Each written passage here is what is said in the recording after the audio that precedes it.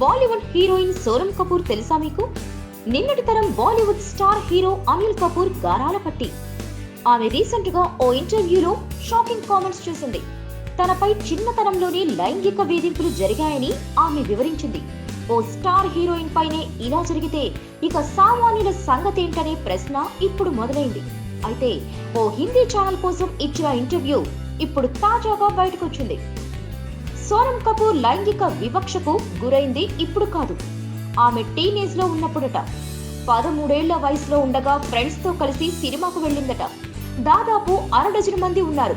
Interval టైంలో snacks కోసం అందరూ బయటకు వెళ్లారు.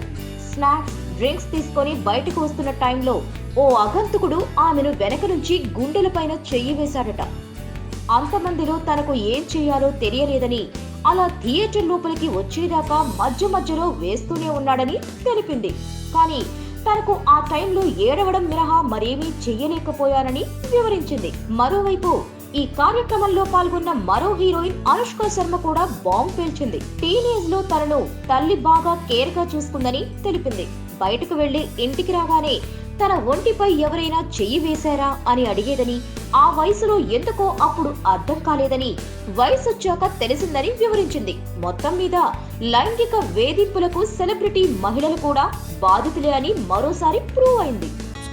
Please subscribe. Hi, it's me Purna. Please subscribe.